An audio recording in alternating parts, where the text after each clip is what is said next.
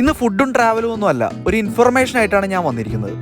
ഇനി കൊച്ചി ചുറ്റിക്കറങ്ങാൻ വരുമ്പോൾ ട്രെയിൻ ഇറങ്ങിക്കഴിഞ്ഞ് ബൈക്ക് എവിടുന്ന് റെന്റ് ചെയ്യണമെന്ന് ഓർത്ത് വിഷമിക്കേണ്ട. സദേൺ റെയിൽവേയുടെ ഇനീഷ്യേറ്റീവ് ആയ rent a bike facility railway station കോമ്പൗണ്ടിൽ തന്നെ അവൈലബിൾ ആണ്.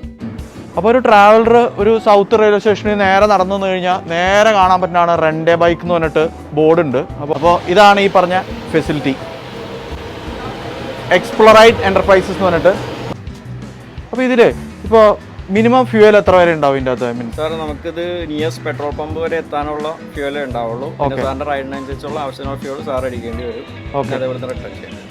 എല്ലാവരും ബ്രാൻഡ് ന്യൂ വണ്ടികളാണ്? അതെ, എല്ലാം ബ്രാൻഡ് ന്യൂ വണ്ടികളാണ്. എല്ലാം ഫുൾ കവർ ഇൻഷുറൻസ് എല്ലാം ഉള്ളതാണ്. ബാക്കിയുള്ള കാര്യങ്ങൾ ഇതിനെ പറ്റിയിട്ടുള്ള ഇതിന്റെ സിഇഒ തന്നെ നമുക്ക് പറഞ്ഞു തരും.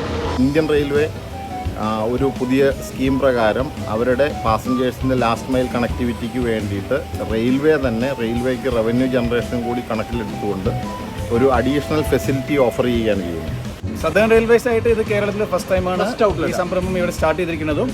സാർ പറഞ്ഞ പോലെ ട്രിവാൻഡ്രം ടു ട്രിച്ചൂർ നമുക്ക് 15 റെയിൽവേ സ്റ്റേഷൻസ് കിട്ടിയിട്ടുണ്ട്. ഇന്നലെ എറണാകുളം നോർത്തിലും സൗത്തിലും വെച്ചിട്ടാണ് നമ്മൾ ഇതിന്റെ ഫംഗ്ഷൻസ് സ്റ്റാർട്ട് ചെയ്തിരിക്കുന്നത്. ഇവിടുന്ന് ഇപ്പോൾ നമ്മൾ ബൈക്സ് ആൻഡ് സ്കൂട്ടേഴ്സ് റെന്റിന് കൊടുക്കുന്നുണ്ട്.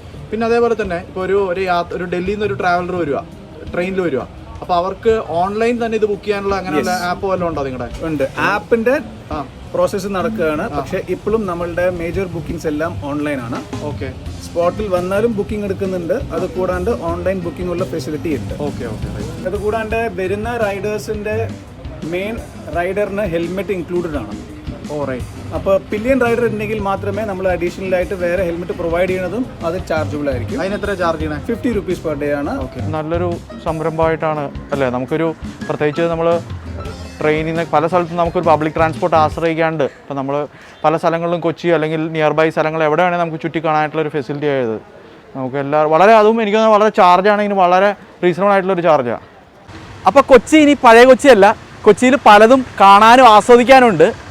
കൊച്ചി യാത്രകൾ ഈസിയിൽ നിന്നും ഈസിയറിലേക്കല്ല, ഈസിയസ്റ്റിലേക്ക്. ശുഭയാത്ര.